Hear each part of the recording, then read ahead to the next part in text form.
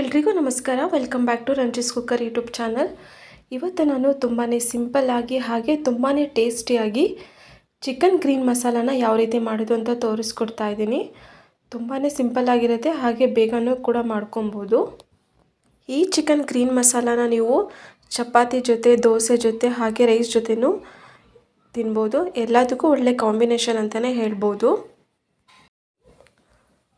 Mixie ಜಾರ್ಗೆ ಶುಂಠಿ ಬೆಳ್ಳುಳ್ಳಿನ ಹಾಕ್ಕೊತಾ ಇದ್ದೀನಿ. ಶುಂಠಿ ಒಂದು 2 ಇಂಚ್ ಆಗೋಷ್ಟು ಇರಲಿ, ಹಾಗೆ ಬೆಳ್ಳುಳ್ಳಿ ಸ್ವಲ್ಪ ಹಾಕ್ಕೊತಾ ಇದ್ದೀನಿ. ಇವಾಗ ನಾನು ಒಂದು ಈರುಳ್ಳಿನ ಕಟ್ ಮಾಡಿಬಿಟ್ಟು ಹಾಕ್ಕೊತಾ ಇದ್ದೀನಿ.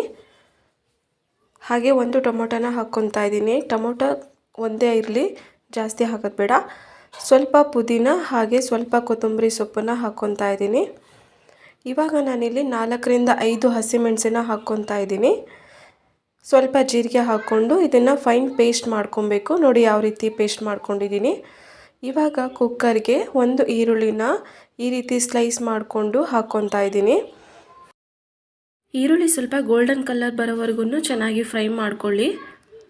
ಅರ್ಧ kg ಚಿಕನ್ನ ಚೆನ್ನಾಗಿ ವಾಶ್ ಮಾಡಿಕೊಂಡು ಹಾಕ್ಕೊತಾ ಇದ್ದೀನಿ. ಇವಾಗ ನಾನು ಅರಿಶಿನ ಹಾಗೆ ಸ್ವಲ್ಪ ಉಪ್ಪನ್ನು ಹಾಕ್ಕೊಂಡು ಒಂದು ಸಲ ಚೆನ್ನಾಗಿ ಮಿಕ್ಸ್ ಮಾಡ್ಕೊತಾ ಇದ್ದೀನಿ. ನಾನಿಲ್ಲಿ 1 ಟೇಬಲ್ ಸ್ಪೂನು ಗರಂ ಮಸಾಲಾನ ಹಾಕ್ಕೊತಾ ಇದ್ದೀನಿ. ಗರಂ ಮಸಾಲ ಹಾಕಿದ ಮೇಲೆ ಒಂದು ಸಲ ಚೆನ್ನಾಗಿ ಮಿಕ್ಸ್ ಮಾಡ್ಕೊತಾ ಇದ್ದೀನಿ.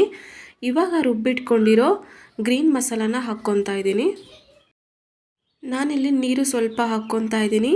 ನಿಮಗೆ ತುಂಬ ಗ್ರೇವಿ ಥರ ಬೇಕು ಅಂದರೆ ನೀರು ಹಾಕ್ಕೊಳ್ಳೋ ಅವಶ್ಯಕತೆ ಏನಿರಲ್ಲ. ಟೀ ಕುಡಿಯೋ ಗ್ಲಾಸಲ್ಲಿ ಅರ್ಧ ಗ್ಲಾಸ್ ಹಾಕ್ಕೊಂಡ್ರೆ ಸಾಕಾಗುತ್ತೆ.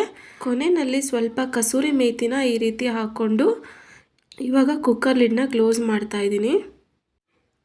ಗ್ಯಾಸ್ ಮೇಲೆ ಇಟ್ಬಿಟ್ಟು 2 ವಿಷಲ್ ಕೂಗಿಸ್ಕೊಂಡ್ರೆ ಸಾಕಾಗುತ್ತೆ. ನೋಡಿ ಇವಾಗ ನಾನು ಓಪನ್ ಮಾಡಿ ತೋರಿಸ್ತಾ ಇದ್ದೀನಿ ಯಾವ ರೀತಿ ಆಗಿದೆ ಅಂತ. ತುಂಬ ಚೆನ್ನಾಗಿರುತ್ತೆ, ತುಂಬ ಟೇಸ್ಟಿಯಾಗಿರುತ್ತೆ.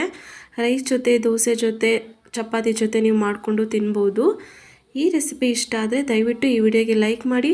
ಹಾಗೆ ನನ್ನ ಚಾನಲ್ನ ಇನ್ನೂ ಯಾರು ಸಬ್ಸ್ಕ್ರೈಬ್ ಮಾಡಿಲ್ವೋ ದಯವಿಟ್ಟು ಸಬ್ಸ್ಕ್ರೈಬ್ ಮಾಡ್ಕೊಳ್ಳಿ. Thank you for watching.